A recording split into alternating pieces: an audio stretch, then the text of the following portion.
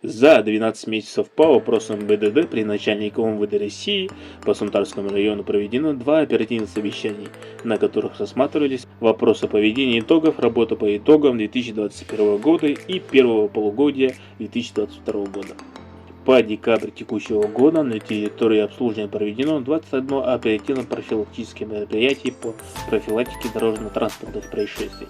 По итогам 12 месяцев проводилась определенная работа по линии пропаганды и предупреждения дорожно-транспортных происшествий, так ежедневно для водителей и пешеходов, участников дорожного движения на маршрутах патрулирования по громкоговорящему устройству в целях предотвращения дорожно-транспортных происшествий передается информация по безопасности дорожного движения. По местному радио Долгун выпущено 6 пропагандических сообщений и 3 выступления начальника ГИБДД по прямому эфиру. Направлено 6 статей в местной газете Сунтар.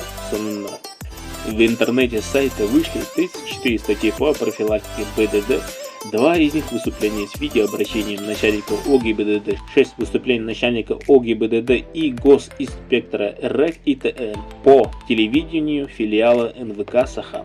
На территории района насчитывается 53 образовательных организаций, из них 19 дошкольных образовательных организаций, 34 общеобразовательных организаций. В общеобразовательных организациях района 4200 детей, в селе Сунтар 1973, в которых внедрены паспорта безопасного дорожного движения и схемы безопасных маршрутов детей в ООО и обратно, расположенных в холлах или фойе зданий. На уголках безопасности проведено 124 занятия общеобразовательных организаций района в целях повышения эффективности организации работы по профилактике детского дорожного и транспортного травматизма и привития детям навыков безопасного поведения на дорогах.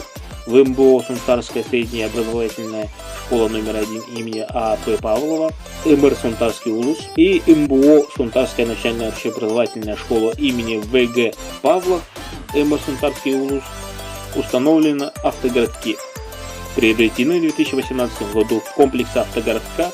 В комплекте установлены светофорные объекты, имеется искусственная неровность, доска с план-схемой автогородка. В связи пандемии COVID-19 проведение мероприятий было ограничено. Занятия проводились в соответствии совместно графика с МКО МО административно-муниципального района Сунтарский УЛУС в общеобразовательных организациях Сунтарского района в 327 классах на уроках классного часа дистанционно проведены занятия по безопасности дорожного движения.